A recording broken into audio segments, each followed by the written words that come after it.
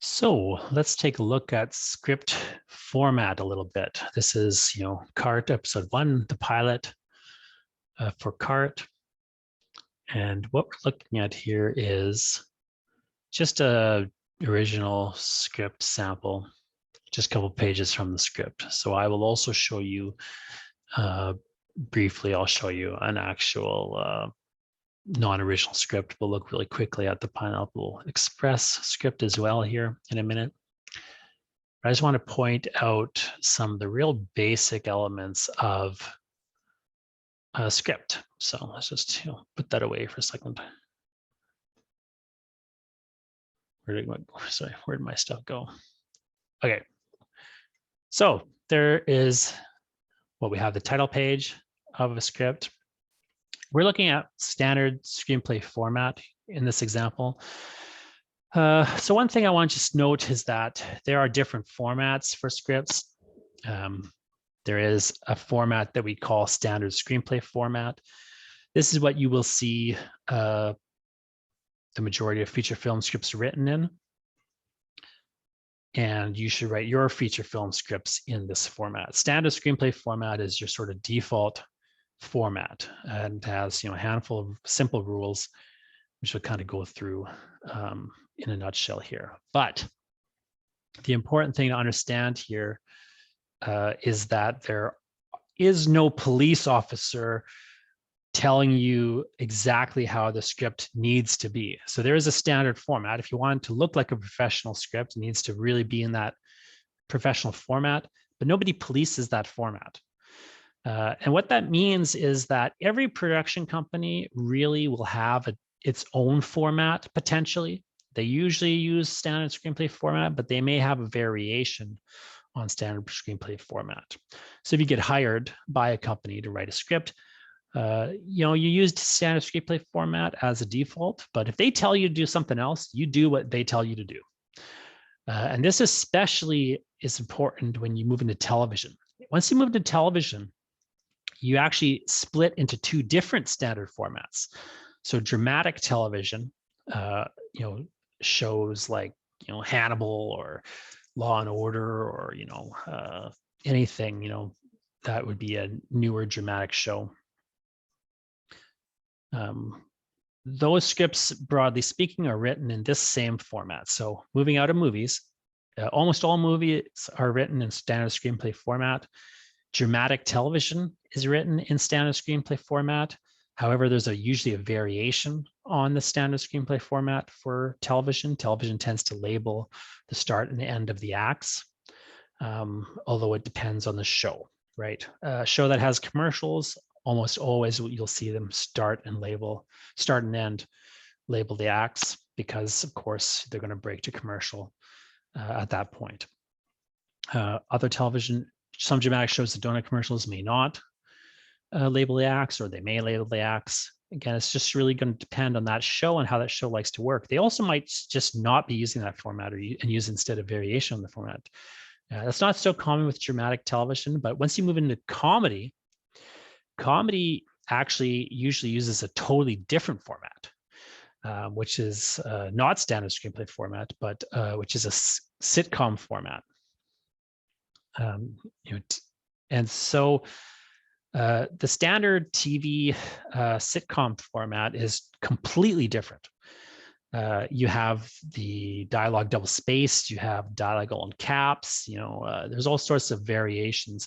Those scripts are very differently structured. They look completely different. Almost everything is kind of different about a sitcom, the kind of standard sitcom format. But not all sitcoms even use that format. A lot of sitcoms use standard screenplay format that you would otherwise see in dramas. A lot of one-camera sitcoms, especially, will use that more standard dramatic format. A lot of shows will use a weird hybrid format. They'll kind of take elements from the traditional sitcom format and elements from the dramatic format. And you really have like a house style that is developed for a lot of shows. So again, where this becomes relevant to you is if you're going to write a spec script, so let's say you're going to write an episode of The Big Bang Theory, and that's going to be your kind of resume piece.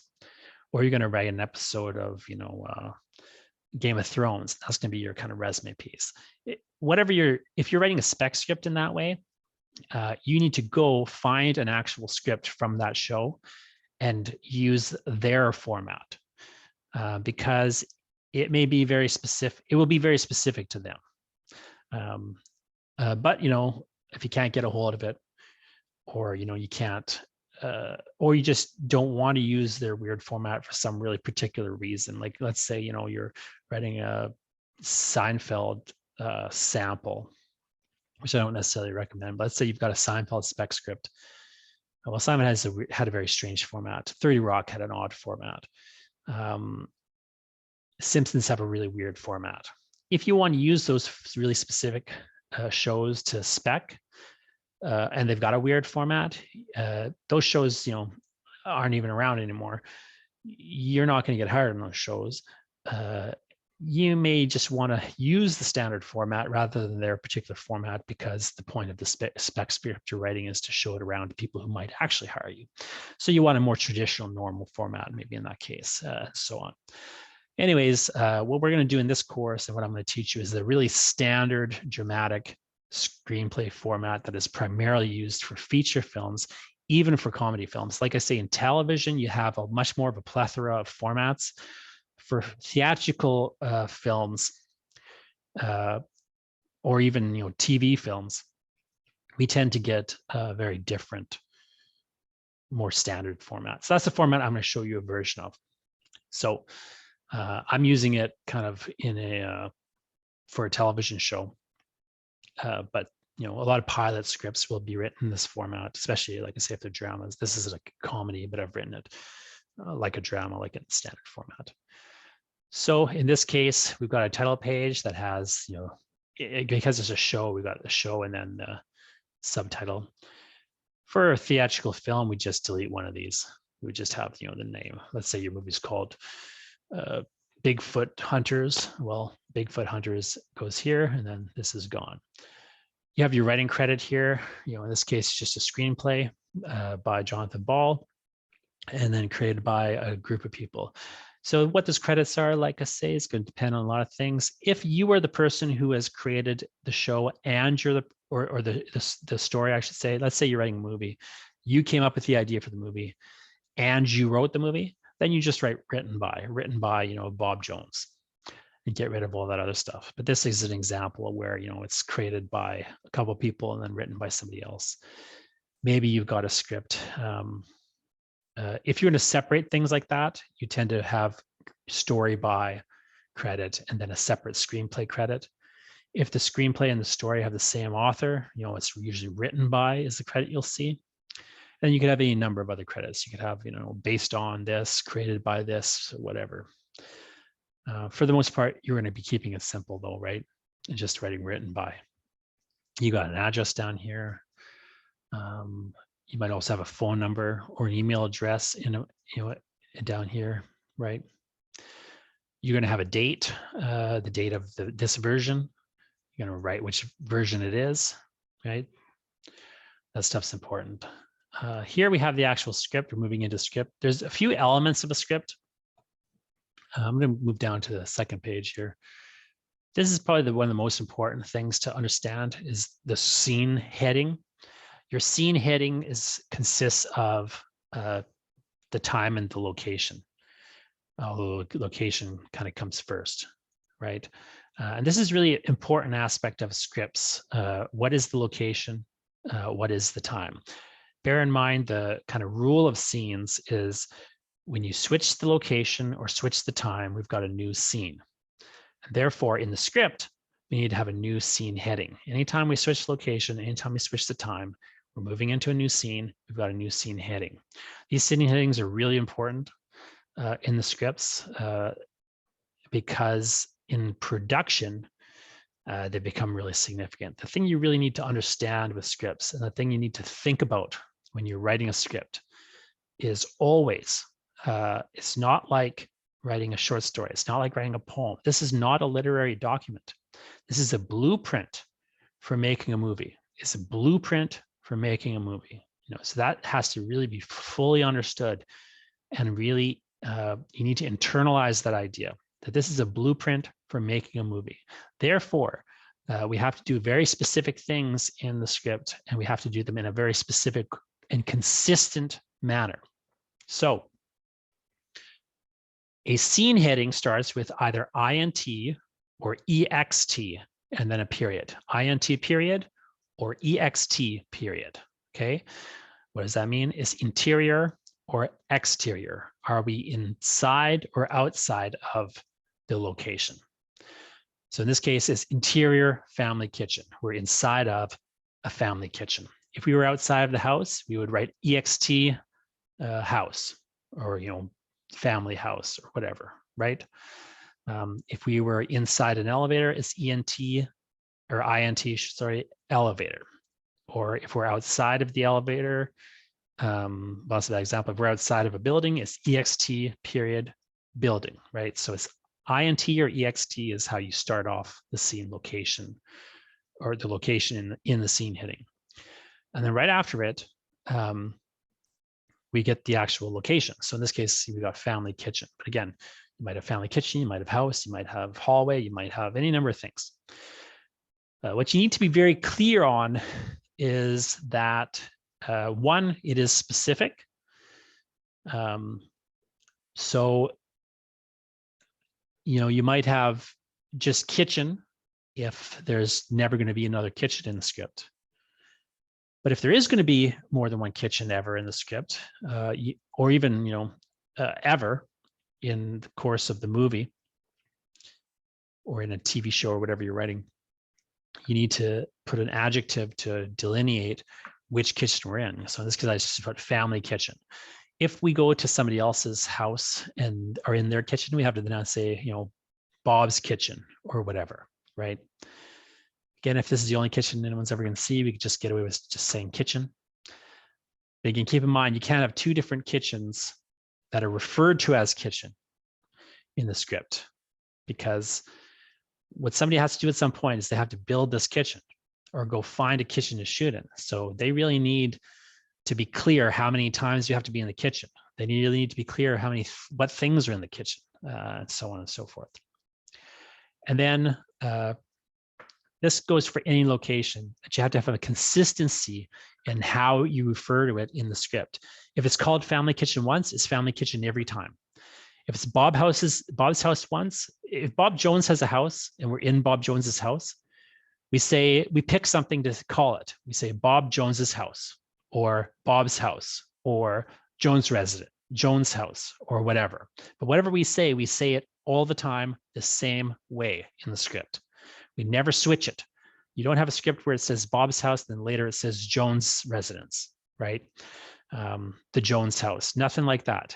We can't even just call it a house anymore, because once it switches, it reads in the script like a new location. And it needs to be apparent, like quickly and at a glance, to somebody who's not even really reading it, how many locations we have here and how many times we're using locations and so on. But anyway, after we get interior or exterior, and then we say the location, we describe the location quickly. Now we're doing the location part of the scene header. Then we put a hyphen, and then we put the time. Now the time is day or night. In a script, time is day or night. There are a few exceptions to that rule. So sometimes it's really important that we're filming as the sun goes down or something, in which case you might write sundown. Or maybe we have a script where like a bomb's about to explode and we're seeing we're for some reason like looking at the bomb in a split screen or something, or we've got like a header, we've got a chyron at the bottom of the screen that's telling us what time it is, or some weird thing like that. In a really weird example, we might say something else that's not day or night. But generally speaking, you want to really restrict the time in the scene heading to day or night. Why? Because what that time is doing there, it doesn't need to be really specific, because we just need to know, is it day or is it night? They need to dress the set for day and for night differently. So don't get really precise with the time, just go day or night, unless there's a very good reason in some really specific and unique thing that you have to do in your script in order to communicate a more precise time.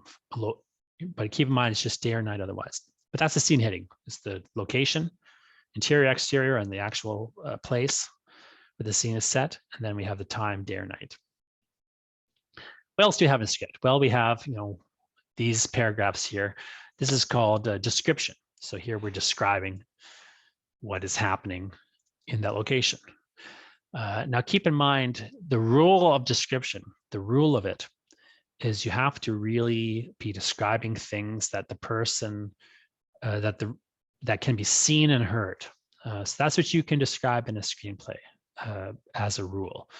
What is seen, what is heard? What is seen, what is heard? We don't really have the opportunity to describe other things.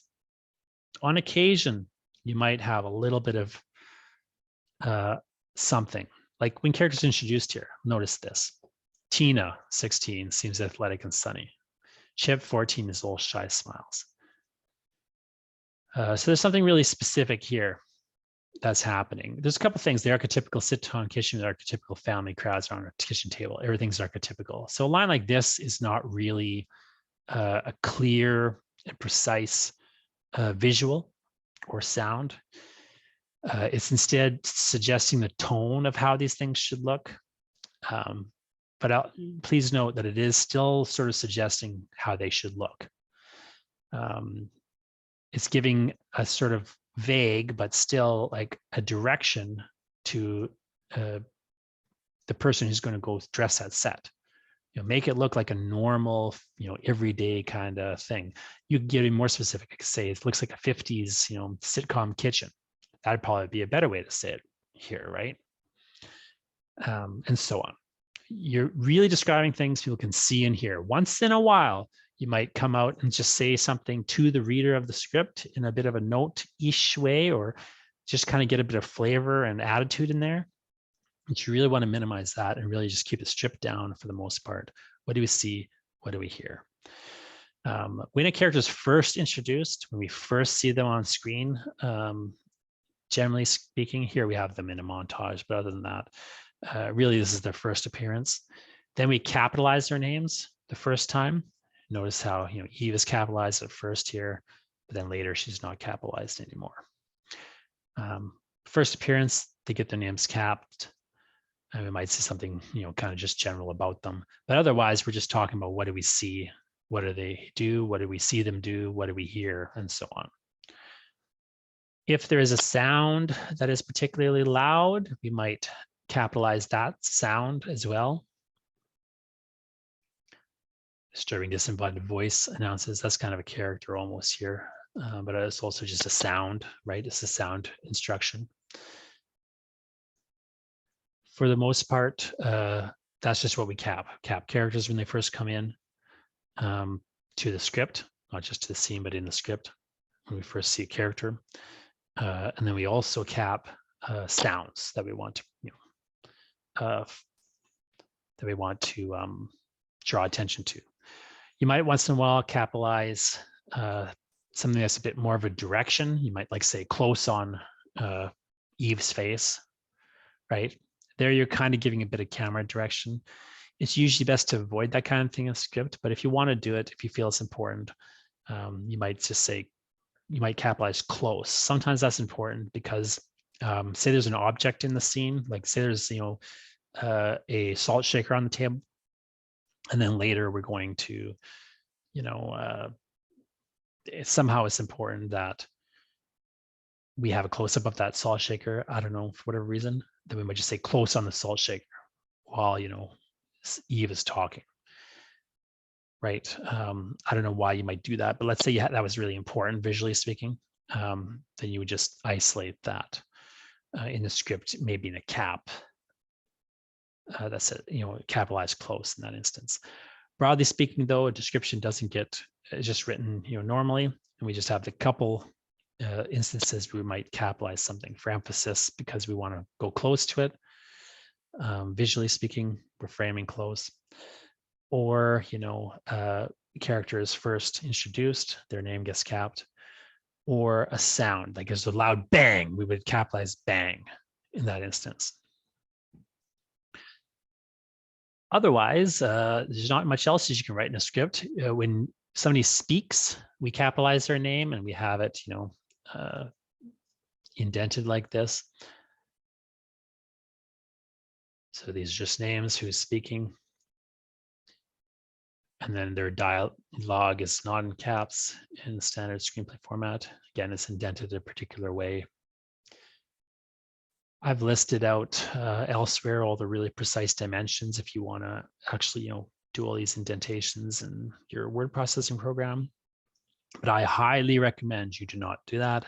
I highly recommend that you get a screenwriting program. If you ever plan to write a screenplay in any serious manner, even if you're just doing it in a course like this one, just to get through the course, still get yourself a screenwriting program.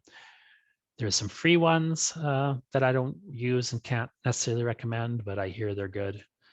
And there are a number of paid ones, all of which are usually quite good, other than Final Draft. Final Draft has been an industry standard for some time, but at this point, it's really just the worst program in the industry and the most expensive program in the industry. So I recommend a program called Highland, although it's only for Apple. I recommend a program called Fade In. I'm not sure what platforms that's for precisely. I believe it's for both. I use it on Apple. I'm sure there's other great programs out there, but get a screenwriting program. It will do a lot of this formatting for you. But you have to understand the basics of it. Here we have the character name when they're speaking. Here we have the dialogue, the thing that they're saying. Once in a while, we'll see this here. When you see brackets here, you have like the character's name. Here's their dialogue. And then here's a little bit of a direction to the actor as to how to say this. Or sometimes down here, you'll see like they're actually doing an action. This is called a parenthetical. We call them that because these brackets, these are colloquially referred to as brackets, but they're really, the punctuation mark is called a parenthetical. And therefore, this is called a parentheses, sorry. These are called parentheses. And this is called the parenthetical. This is where it says furious, right? So the punctuation is a parentheses. So it open parentheses, then close parentheses. And then this whole thing is called the parenthetical. Sometimes you'll hear them called Rileys, but the technical term is parenthetical.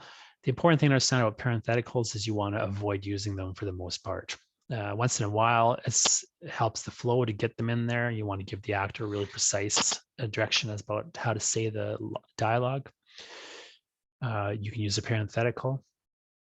Usually, like I say, it's not worth using them. You should just let the actors decide how they're going to say that line. Or it should just be obvious from what you wrote how it should be said. But if you feel you need to get a parenthetical in there, that's how you would do it. Sometimes it's worth putting action in a parenthetical, like if they're supposed to be doing something as they're speaking. That's maybe more of a useful way to use the parenthetical. But again, I would broadly speaking suggest you avoid parentheticals and let actors determine when they're going to do what exactly and how they're going to say something exactly. But that's how you would do it. Here we have a new scene. You can see there's a new scene hitting, telling us it's a new scene. There are other things you can write in a script. Here we have a montage at the start, right? So I've got titles here. I've got montage. These are kind of operating like scene hittings, but you'll see they're not full scene hittings. They're just sort of indicating, what is following here. Which you kind of, if you have a montage, you kind of list it like here. You say the word montage, or if it's a dream, we write dream, right? And then we just, describe what's happening in the dream and so on. And montage, right? You could do that to say end dream also, and so on. Otherwise, we're not really treating it that differently. We have these, bullet points here because it's a montage. You might just have literal bullet points if you don't have as complicated a montage as we have here. This montage involves all sorts of singing and different locations and so on. So this is one way to write a very complicated montage. It's of course more normally you won't be doing stuff like that. You'll just be writing like this. But I've just given this example of how you might do something pretty complicated that involves singing lyrics and formatting everything in a complicated manner. But notice how simple it is. Fade in is something we often will write at the start of a screenplay. It's not a rule, but you will see it a lot. But really, what you need to know to write a screenplay is scene headings, descriptions, character names, parentheticals, dialogue. That's pretty much everything you write in a screenplay. Once in a while, you will see a script that has a transition in it. So on the right-hand side of the page, you'll see like cut to or what have you. Modern screenplays generally lack these elements. I'm just going to pop to Final Express here. So you can see they have a title page. Let's just look at Final Express for a second. Exterior, farmland, dawn, right? It's pretty straightforward. Scene hitting, again, they've got dawn. You might write day otherwise. Here we have moments later. You'll sometimes see this as a time thing, moments later. Usually you should avoid that in a script though, I'll point out, because what's going to happen a lot of the times, this is a script that they're kind of locking a little bit, but you can see they've locked script because I'll get into that in a second, but generally speaking, you want to avoid writing things like moments later for time. The reason being that often what will happen in the revision process of a script is that scenes will change order. So they'll delete the scene above it, or they'll move the scenes around, right? And so if I move this scene somewhere else, suddenly moments later doesn't make any sense. Or if I delete the earlier scene and start with this one, suddenly moments later doesn't make any sense. So it's better usually just to write day, night, etc. But of course, there's not a rule about it.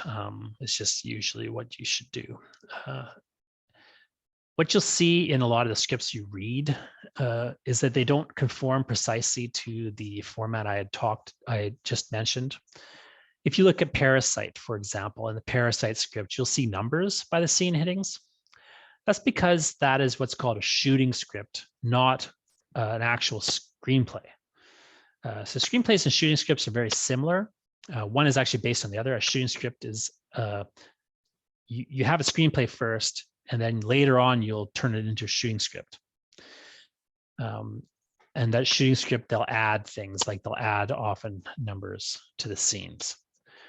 In later revisions of a script, at a certain point in the script, they'll do what they call, they'll lock pages. So like if you write a script just on your own, then you do revisions to that script, you're just changing things, you're changing things. It's, it just keeps looking like a normal script. You just change things. Let's say I buy that script from you, okay? Maybe I get you to do a few more drafts for me. And you're just doing them like you normally do a script. Let's say I want to go into production on that script. Let's say, at this point, we're going to go into production. I've greenlit the script. Now we're moving forward with that script. And we're going to start doing things like finding locations. We're going to start doing things like practicing the lines with actors. We're going to start doing things, but we're still maybe rewriting the script. So at that point, what's going to happen is we're going to do something called lock pages. So you don't really need to worry about this unless you go into production, but you'll need a screenwriting program that can lock the pages at that point. What this means is you literally, depending on the software, you'll go in and you'll click a button called lock that says lock pages or something. And after that point, what it'll do is you'll start to track changes in a really particular manner. So if I had locked pages on a script here, this is where the asterisks are coming from on the right here. What has happened is at some earlier draft of Pineapple Express, they locked the pages.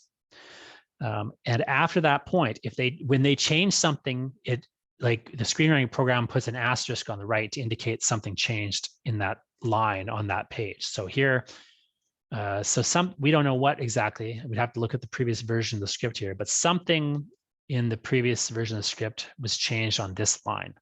Something, they added this title card probably here, If you roll down, let's just pull. So here's a whole bunch, right? You can see like every line has been asterisked here. That probably means this is a new scene that they added into the script, either to replace previous scenes or simply, adding them, right? Either that or they changed every line of it, but usually, I mean, here you can see they haven't changed these 2 lines. So somehow that, kept it in. They kept these 2 lines in, but the rest got all changed somehow for some reason, right? Anything that was changed has to be indicated by an asterisk. The reason for this is, and also sometimes you'll see the numbers go wonky. So, let's say so it hasn't happened in this example. What you'll sometimes see in a finished script when you're looking at these later revisions, like a script with later revisions, is you'll sometimes see the numbering starts to change as well. Maybe like it'll be page 1, 2, 3, 4, 5, 6, 7, 8. Then you'll have 8A, 8B, 8C, 9. Now, when you see that kind of thing, it's because, again, they've locked pages. Then they've done revisions to page 8, and it started to flow into the next page. But they don't want all the other pages to change their numbers. So they just add a page 8A. And when there's revisions on a script like this, when you have these asterisks, here, or you have an 8A comes around or whatever. So what they do is they'll, at this point in the production, after they've locked pages, everybody's working off the same script, right? And so, everybody, all the actors have the script.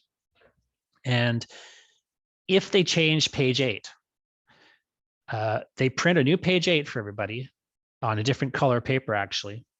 And they will distribute that page 8. So now what I got to do is open my script up, take the brass fasteners off, rip the pages out, tear out, page 8, throw it away, put in the new page 8, and maybe even page 8 and page 8A. There'll be a different color, and they'll also have these indications. So the different color shows me that, I got new pages. So if I've memorized the script and all of a sudden I get a new version of it that has, some green pages in it, I know I got to read those pages again to see if something's changed. And I can quickly tell, with the asterisks, what has changed. So I can just quickly skim through the thing and see, oh, did any of my lines change? Or is it just, the other guy's lines that changed, right? So that's sort of why you'll see some of these artifacts in a script. Like I say, every script is a little different. This script, they've got the date up here on every page. That's just sort of giving you, so that if you and another person have 2 different scripts that disagree with one another, you can check the date and see which one of them is more current. It's not standard screenplay format to put the date up there like that, but they've chosen to do that. Usually this will have a period after it, but they don't have it in that instance. And again, they don't seem to be doing the 8A, 9A, 10A in this version of the script. So this is probably where they've locked it, but they have, they maybe made the revisions and then locked it, etc. So, like I say, how that company wants to work will sort of determine some of the details of this, but, broadly speaking, that's the standard format.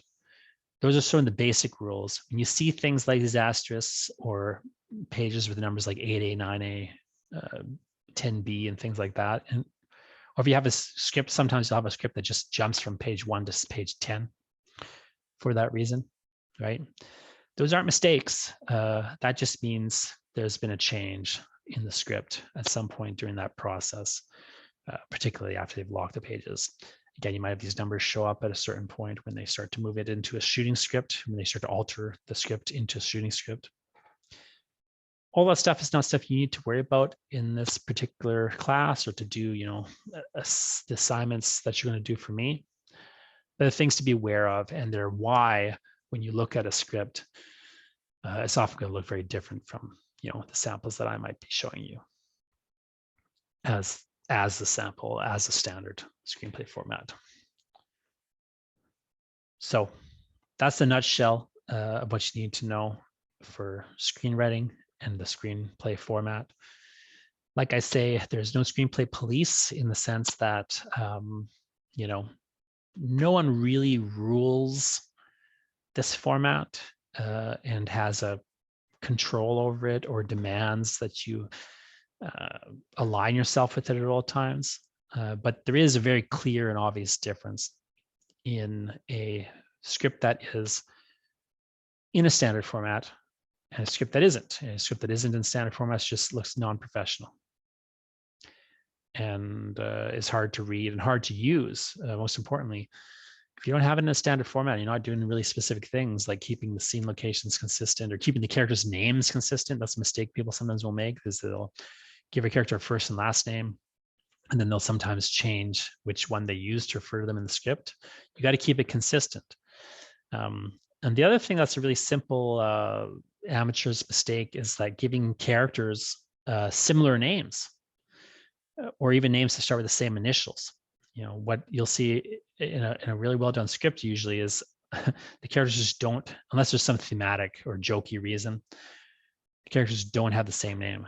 They don't even have the same initial, so that you can really quickly notice in the script who's talking and so on. When people are skimming these scripts, which they do a lot, right? A lot of people just skim these scripts for whatever reason, either because they just don't want to read it right then, or they're just looking for something, or it's not their job, you know, to read the dialogue. They just need to know who's in the scene so they can get, you know, that person's chair ready, you know, right? Like there's all sorts of logistical things that these scripts are being used for.